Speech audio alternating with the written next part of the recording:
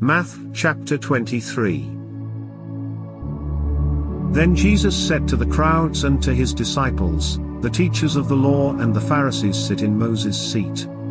So you must be careful to do everything they tell you. But do not do what they do, for they do not practice what they preach. They tie up heavy, cumbersome loads and put them on other people's shoulders, but they themselves are not willing to lift a finger to move them. Everything they do is done for people to see. They make their phylacteries wide and the tassels on their garments long. They love the place of honor at banquets and the most important seats in the synagogues. They love to be greeted with respect in the marketplaces and to be called rabbi by others. But you are not to be called rabbi, for you have one teacher, and you are all brothers. And do not call anyone on earth Father, for you have one Father, and he is in heaven. Nor are you to be called instructors, for you have one instructor, the Messiah. The greatest among you will be your servant. For those who exalt themselves will be humbled, and those who humble themselves will be exalted. Woe to you, teachers of the law and Pharisees, you hypocrites!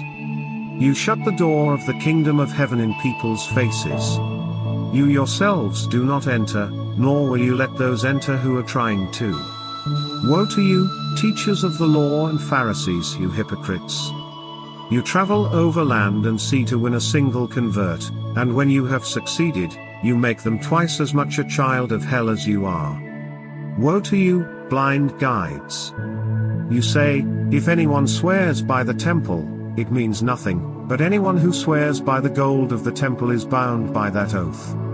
You blind fools! Which is greater, the gold, or the temple that makes the gold sacred? You also say, if anyone swears by the altar, it means nothing, but anyone who swears by the gift on the altar is bound by that oath. You blind men! Which is greater, the gift, or the altar that makes the gift sacred? Therefore, anyone who swears by the altar swears by it and by everything on it. And anyone who swears by the temple swears by it and by the one who dwells in it. And anyone who swears by heaven swears by God's throne and by the one who sits on it.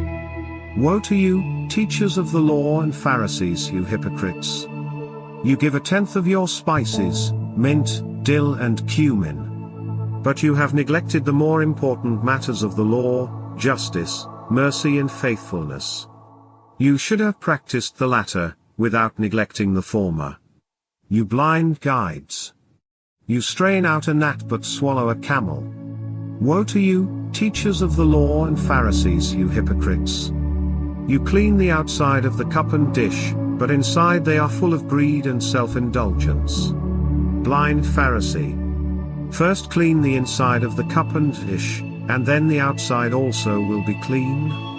Woe to you, teachers of the law and Pharisees, you hypocrites!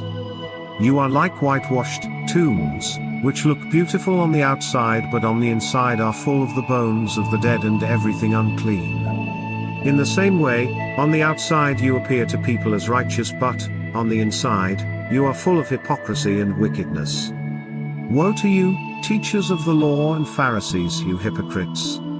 You build tombs for the prophets and decorate the graves of the righteous.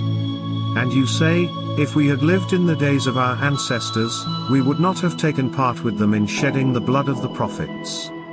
So, you testify against yourselves that you are the descendants of those who murdered the prophets. Go ahead, then, and complete what your ancestors started. You snakes! You brood of vipers! How will you escape being condemned to hell? Therefore, I am sending you prophets and sages and teachers. Some of them you will kill and crucify, others you will flog in your synagogues and pursue from town to town. And so, upon you will come all the righteous blood that has been shed on earth, from the blood of righteous Abel to the blood of Zechariah son of Berechiah, whom you murdered between the temple and the altar. Truly I tell you, all this will come on this generation.